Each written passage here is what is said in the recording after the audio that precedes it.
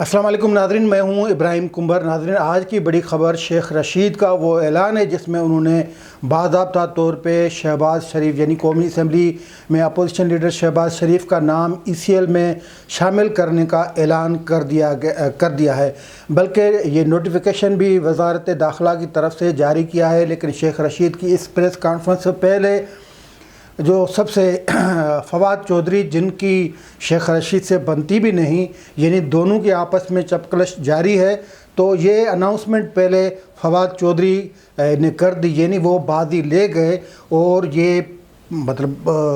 اپنی طرف سے انہوں نے عوام کو سب سے پہلے خبر دی کہ شہباز شریف کا نام ECL میں شامل کر دیا گیا ہے۔ اب شہباز شریف کا نام ECL میں شامل کرنے یا نہ کرنے کے حوالے سے جو 2 دن پہلے تعویلیں پیش کر رہے تھے شیخ رشید، ان کا کہنا تھا کہ کابینہ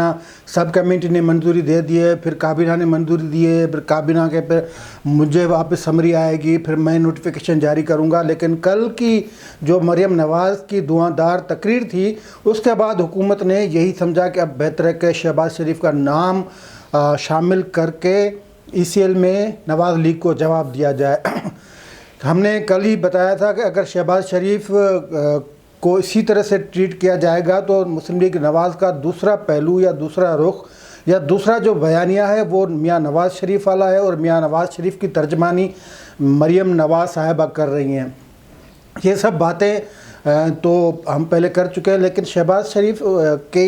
حوالے سے جو آج حکومت نے اعلان کیا ہے، اس اعلان میں سب سے بڑی جو اہم بات تھی وہ شیخ رشید کا یہ اعلان تھا کہ ٹرائیکا میں کوئی اختلاف نہیں۔ یہ سوال ہوا یعنی فوج اسٹیبلشمنٹ اور حکومت کے بیچ کوئی اختلاف نہیں اور عمران خان کامیاب ہوں گے۔ شیخ رشید نے یہ بھی کہا ہے کہ اپوزیشن جو کر لے وہ کر لے۔ وہ پتہ نہیں کیوں آج بھی ایسے اطاولے بنے ہوئے تھے، انہوں نے کہا کہ عید کے بعد جو کر لے تو کر لے۔ عید تو ہو چکی، لیکن شیخ رشید کی شاید وہ مزہ نہیں آیا عید میں، یا شیخ رشید پہ اتنا دباؤ ہے کہ وہ کس کی سائیڈ لیں اس وقت، کیونکہ وہ اصل میں ترجمان پنڈی کے ہیں اور بٹھائے اسلام آباد میں گئے ہیں۔ وفاداری انہوں نے عمران خان کے ساتھ نبھانی ہے، معاملات انہوں نے جو ہے وہ کروٹ جو لینی ہے وہ پنڈی کی طرف لینی ہے، تو یہ بیچ میں سینڈوچ ہو کر رہ گئے ہیں، کبھی پنڈی کی سائڈ لیتے ہیں، کبھی اسلام آباد کی لیتے ہیں، تو ان کو خود وہ پتہ نہیں چلتا کہ اب کیا کہنا ہے کیا نہیں کہنا۔ تو جلد بازی میں وہ پریس کانفرنس کر کے یہ اعلان کر گئے کہ ٹرائیکا میں کوئی اختلاف نہیں، سبھی ایک ہے، اور پرانی میٹنگ کا حوالہ دیا، وہ میٹنگ جس کو کوئی 1 سال ہونے والا ہے، کہ وہاں پہ آرمی چیف صاحب نے کہا تھا کہ ہم جمہوری حکومت کے ساتھ ہوتے ہیں، تو یہ تو بات پرانی رہی۔ اس کے بعد معاملات میں بگاڑ پیدا ہوا، اس کے بعد 6 وزیروں کو طلب کیا گیا، اس کے بعد عمران خان کو کہا گیا کہ بیٹا اب آپ کے پاس ٹائم اتنا نہیں ہے، آپ کارکردگی دکھائیں، یعنی پونے 3 سال وہ مانیٹر کرتے رہے، سہولت کاری کرتے رہے، ان کی مدد کرتے رہے، سب کچھ کرتے رہے، لیکن پونے 3 سالوں میں عمران خان نے جو گل کھلائے، ان کی حکومت نے جو دودھ اور شہد کی ندیاں بہائیں وہ بھی انہوں نے دیکھا، اور بالآخر ایک دن انہوں نے 6 وزیروں کو طلب کر کے کہا کہ یار کچھ خدا کا خوف کریں، ہمیں بدنام نہ کریں، سارا وہ ہم پہ ہی نام آ رہا ہے، ساری بدنامی ہمارے کھاتے میں لکھی جا رہی ہے، تو آپ کام کریں۔ یہ تو 1 سال پرانی بات ہے، یہ جو شیخ رشید آج جس کا حوالہ دے رہے تھے، لیکن اس وقت پوزیشن کیا ہے؟ اس وقت سوال پھر بھی وہی ہے کہ ٹرائیکا یعنی اسٹیبلشمنٹ اور حکومت کے مابین کیا صورتحال کیا ہے، یعنی کوئی اختلاف نہیں ہے۔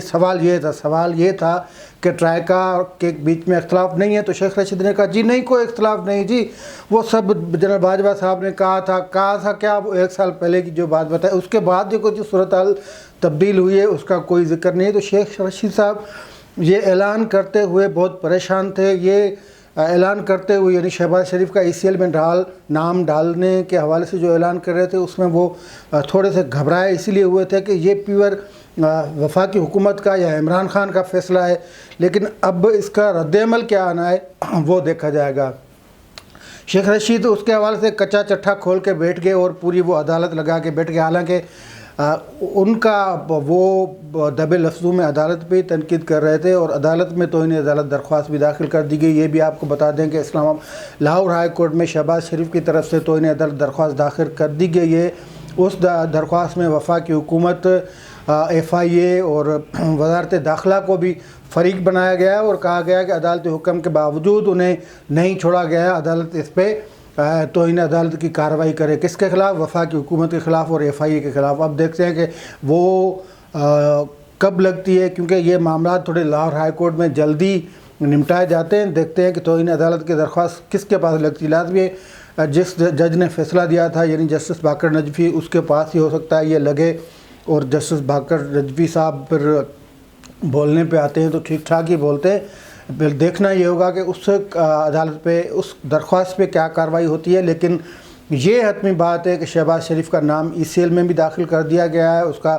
نوٹیفیکیشن بھی جاری ہو گیا ہے، اور 2 وزیروں نے اس کا اعلان بھی باضابطہ طور پہ کر دیا ہے۔ ان کے شہباز شریف کے حوالے سے جو چارج شیٹ تھی وہ بھی پیش کر دی گئی ہے کہ احتساب عدالت میں بڑا کیس تھا، کو 7-8 ارب کا تھا۔ اس کیس میں 4 جو ہے وہ سلطانی گواہ بن کے، سلطانی گواہ بنانا تو کوئی مسئلہ ہی نہیں ہے نا۔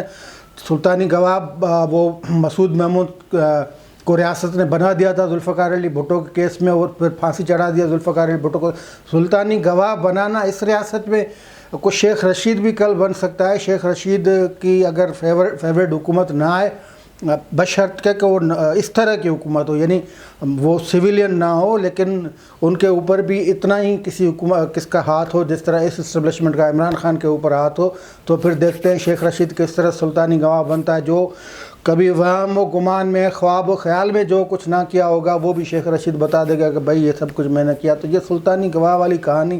اس ریاست میں نہیں چلتی، جہاں سویلینز کے جو ہے وہ کورٹ مارشل بھی ہوتی ہے، سویلین وزیر اعظم پھانسی چڑھے جاتے ہیں، سویلین وزیر اعظم دھکے دے کے نکال دیے جاتے ہیں، جلا وطن کر دیے جاتے ہیں، راستوں پہ مار دیے جاتے ہیں۔ یہاں پہ سویلین والی کہانی نہیں چلتی۔ یہ آپ کی سوچ وہ گیٹ نمبر 4 والی ہے۔ ہاں البتہ شہباز شریف کے حوالے سے آپ کو ڈر ہے کہ اگر ان سے ڈیل ہو گئی تو پھر آپ کے جو ہے نا وہ آپ پھر اس منجی تلے چلے جائیں گے، اور پھر آپ کو کچھ نہیں ملے گا۔ آپ کو ویسے بھی کچھ نہیں ملے گا، فقط اور فقط شرط یہ ہے کہ الیکشن شفاف ہو۔ آپ کو ہر سال کون جتواتا ہے،